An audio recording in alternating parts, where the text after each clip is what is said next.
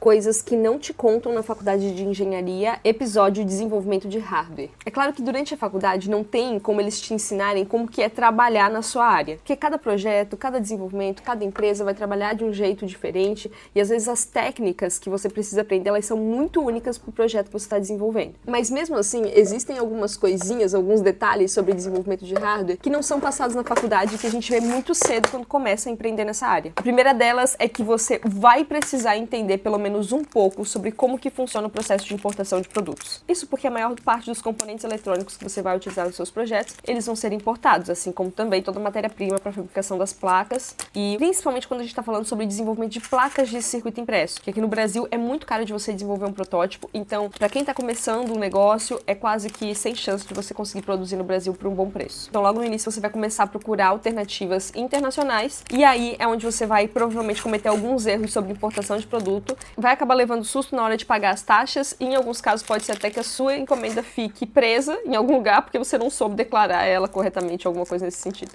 A segunda coisa é que você vai precisar escolher bem os componentes que você usa no seu projeto. Não vai bastar você pegar um resistor qualquer, um transistor qualquer, um capacitor qualquer, por mais que o valor dele, tecnicamente ali, o datasheet dele, bata com as propriedades do seu circuito, você não pode escolher qualquer encapsulamento e nem qualquer part number. Você vai precisar ter muito cuidado com a eletrônica que você coloca nos seus projetos, porque você precisa cuidar se você não está selecionando um componente eletrônico que vai ficar obsoleto no mercado, por exemplo, ou acabar escolhendo um componente eletrônico sem fazer uma comparação de preço entre diferentes fabricantes, e aí acabar escolhendo um componente que é muito mais caro, sendo que a diferença que o componente apresenta não vai fazer diferença para o seu projeto em si. Isso, no final das contas, pode encarecer bastante um projeto. E a terceira coisa, que daí eu acho que é um erro, porque aí eu acho que a gente devia ver mais na faculdade, é sobre leitura de datasheet. Muitas vezes a gente sai da faculdade sem entender um datasheet. E aí, quando a gente precisa desenvolver alguma coisa, a gente fica com aquela documentação maluca na mão sem saber o que fazer. É um pouquinho complexo ler um datasheet pela primeira vez e é muito assustador você precisar de um datasheet pela primeira vez na hora que você precisa desenvolver um projeto. Eu tive matérias de eletrônica na faculdade, só que muitas vezes quando a gente viu o datasheet era a parte recortada do componente específico. E nunca incentivava muito que a gente folheasse o datasheet para entender aquele componente como um todo. Eu só fui descobrir, por exemplo, que em alguns datasheets a gente consegue, inclusive, ver exemplos daquele componente em uso quando eu já estava desenvolvendo meus projetos e a coisa já era mais para valer, sabe? Não era brincadeira, não. Queria ter tido uma instruçãozinha sobre isso antes, sabe? Todas essas informações, para pegar datasheet, para fazer comparação de preço, para selecionar meus componentes eletrônicos, eu sempre uso o site da Mouser para isso. Se você quiser usar as ferramentas da Mouser também, são totalmente gratuitas, digita Mouser aqui nos comentários desse vídeo que eu vou te enviar o link da Mouser. Mas e aí, faltou alguma coisa nessa minha lista? Me deixa aqui nos comentários se tinha alguma outra coisa que você só descobriu quando você precisava e você acha que você podia ter descoberto antes. E se você tá na faculdade agora e já sabe de alguma das coisas que eu citei, me deixa aqui nos comentários pra eu ficar feliz por você.